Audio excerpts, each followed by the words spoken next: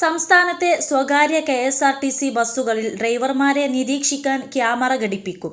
വെള്ളിയാഴ്ച ചേരുന്ന സംസ്ഥാന ട്രാൻസ്പോർട്ട് അതോറിറ്റി യോഗം ഇത് സംബന്ധിച്ച ശുപാർശ പരിഗണിക്കും. ഡ്രൈവർ ഉറങ്ങിയുള്ള അപകടങ്ങൾ വർദ്ധിച്ച പശ്ചാത്തലത്തിലാണ് നടപടി. അലക്ഷ്യമായ ഡ്രൈവിംഗ്, മൊബൈൽ ഫോൺ ഉപയോഗം എന്നിവയും ക്യാമറയിൽ കുടുങ്ങും. ഡ്രൈവർ ക്യാബിനുള്ളിൽ ഡ്രൈവറുടെ ചലനങ്ങൾ തിരിച്ചറിയാൻ കഴിയും വിധമാണ് ക്യാമറ ഘടിപ്പിക്കുക. ദൃശ്യങ്ങൾ പരിശോധിക്കാൻ മോട്ടോർ വാഹന വകുപ്പ് ഉദ്യോഗസ്ഥർക്ക് അധികാരമുണ്ടാകും. നിലവിൽ ബസ്സുകളിൽ 5 ക്യാമറകൾ ഘടിപ്പിക്കണം എന്നാണ് വ്യവസ്ഥ. മുന്നിലേക്കും പിന്നിലേക്കും ഉൾവശത്തേക്കുമാണ് ആദ്യഘട്ടത്തിൽ ക്യാമറ നിർബന്ധമാക്കിയത്. 2 ഫുട്ബോർഡുകളിലും ക്യാമറ പിടിപ്പിക്കാൻ പിന്നീട് തീരുമാനിച്ചു.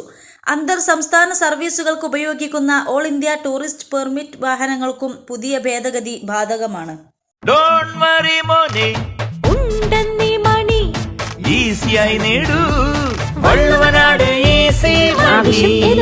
പണം ഞങ്ങൾ തരും. മെയ് മുതൽ സ്കൂൾ ബസ്സുകളിൽ 4 ക്യാമറകൾ നിർബന്ധമാക്കി സർക്കാർ. ബസ്സുകളുടെ അകത്തും പുറത്തുമായി 4 ക്യാമറകൾ സ്ഥാപിക്കാനാണ് തീരുമാനമെന്ന് ഗതാഗത മന്ത്രി KB ഗണേഷ് കുമാർ നിയമസഭയിൽ പറഞ്ഞു.